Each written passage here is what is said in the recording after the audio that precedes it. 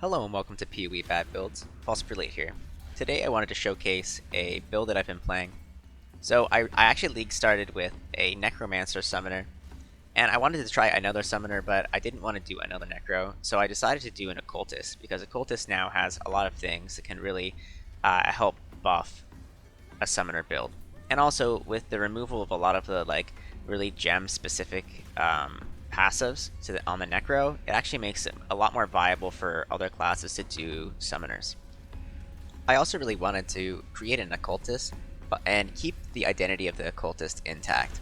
And for me, that means doing a little bit of a combination of cold and chaos damage. So I've achieved this by using the unique item Triad Grip. What this item does is it takes a portion of your minion's physical damage and converts it to another element. And it kind of depends on what the color of the sockets are on the item. So in the case of my build, I'm using 3 green and 1 white socket. So the green converts to cold damage and the white converts to chaos damage.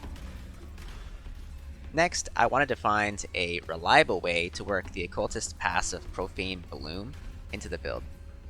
And so what Profane Bloom does is every time that you or a minion kills an enemy that you've cursed, it has a chance to explode and deal chaos damage to the enemies around it. The way that I've achieved this is by using the Impresence Onyx Amulet. So what Impresence does is it gives you 100% reduced mana reservation for Frostbite. So you can put Frostbite on Blasphemy and it'll create like an aura around you that curses enemies that walk into that zone. This is really great and synergizes really well with Profane Bloom, because as your minions kill things ahead of you, as you're entering into that area, those enemies die and explode. And so if you look at the footage that is being shown, you can see that as I'm walking by packs, even before I've cast a curse on them, they're starting to explode and die simply from my minions damaging them. At this point, I had to decide which minion I wanted to use. Originally, I started out with Soul Rest and tried using Phantasms, but I wasn't really feeling it, and I thought there was better options out there. And then I started using Zombies, and by golly, Zombies hit pretty hard, especially when you have a lot of mechanics dropping the cold resistance of the enemies. They literally slam. So I stuck with those, but I also wanted to find a way to kill enemies that were ahead of me before my zombies were able to get to them, because zombies have a pretty minimal range. And so I originally started using Lunaris champions, which have a Flicker Strike and an Ice Crash, and those are actually starting to be pretty good because they would flicker ahead of you in the pack and then slam and kill a bunch of different things and then proc the explosions. But I basically had a suggestion from a friend to try out the Frost Ribbons, and after using them, there's no going back.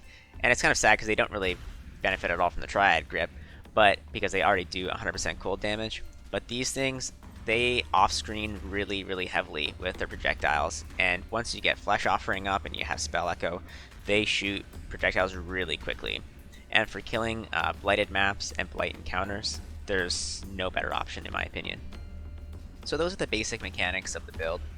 Outside of the Triad Grip and the Impresence Amulet, there's only one item that I would say is of interest, and not just a random rare, and that is my Helm slot.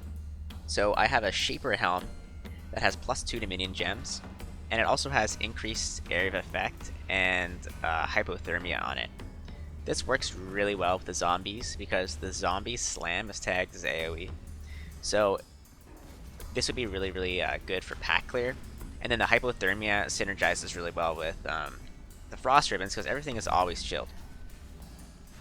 The other option in this slot would basically be an Elder Helm with minion damage and a +2, but the cost difference between the two is enormous, and I don't think that there's actually any benefit to going the Elder Helm over the hypothermia version in this case.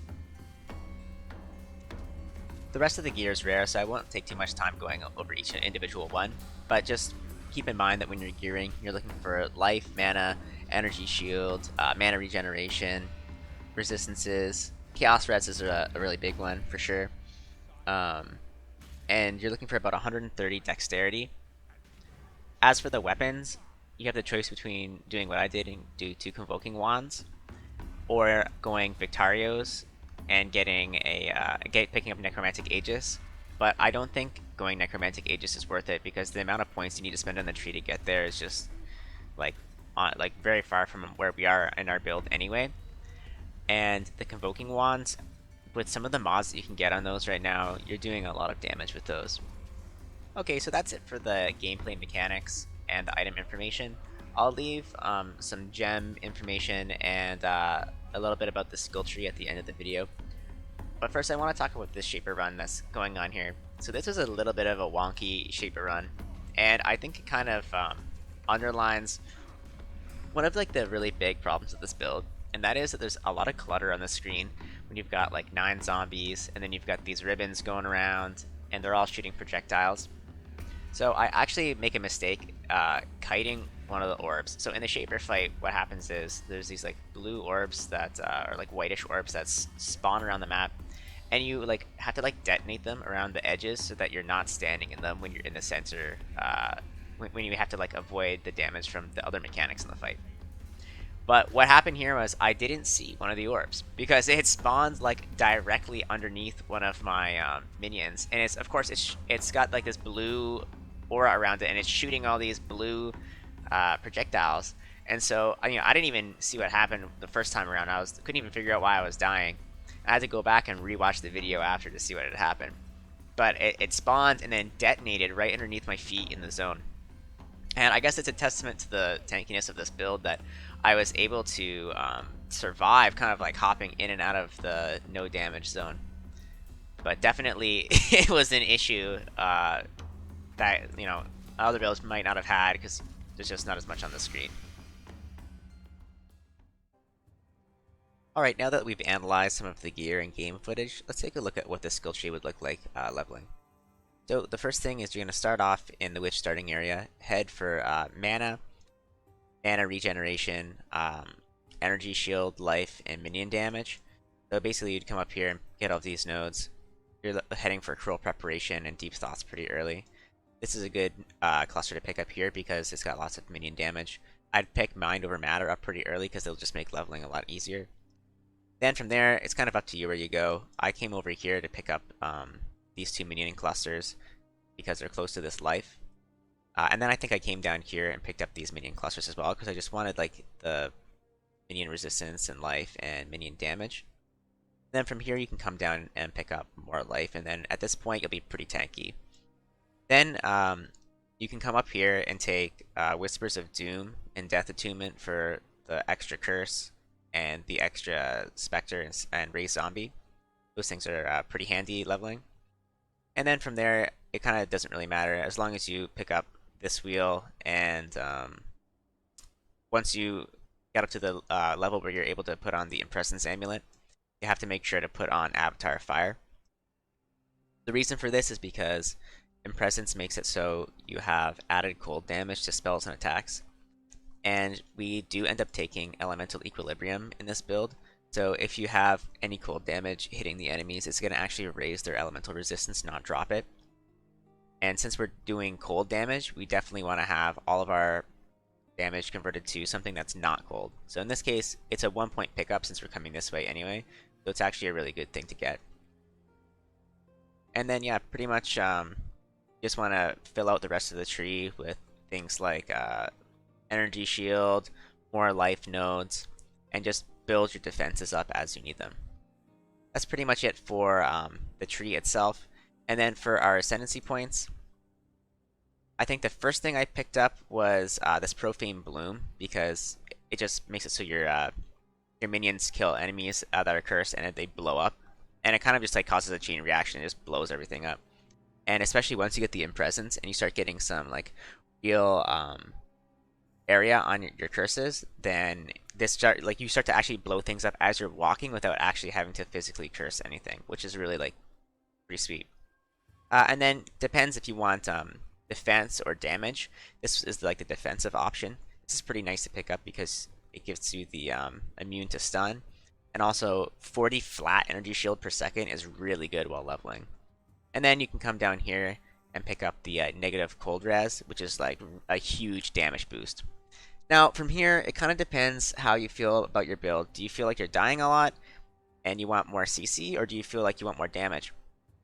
So, if you come up to Malediction, you get the extra curse, which, you know, you can somehow slot an extra curse into your build, and you can get a lot of damage that way. Or you could put Enfeeble and get a lot of defense. But really, there's a kind of a lack of gem slots available already in this build, and I was struggling to fit even the curses that I have in. And it's really not a huge amount of extra damage that you get from this. So I didn't end up getting it, and instead I got Withering Presence for defense. So there's a couple of reasons why I got this. The first is that it has 60% Chaos Res, which is like awesome, especially for a hybrid build where like a lot of Chaos damage will go straight through your energy shield. But also because you have Withered and Hinder, and so Withered applies 6% increased Chaos damage taken, and can be inflicted up to 15 times. So that's quite a damage boost for Chaos damage. And because we are dealing some Chaos damage with the gloves, and because Profane Bloom is Chaos damage, this node actually kind of makes a lot of sense. So as you're walking, you're like withering these enemies, you're hindering them so that you have more CC on them, and you're also getting a big defensive bonus. So I think this was kind of like the better pickup, especially for the Blighted maps too. As things are coming towards you, you're temp chaining them, they're getting chilled, they're getting hit with the Stone Gaze towers, they've got hindered from this. Honestly, nothing's making it to the core. So that's like a really good pickup, I think. So that's pretty much it. Thank you for watching my video, and if you liked what you saw, like and subscribe.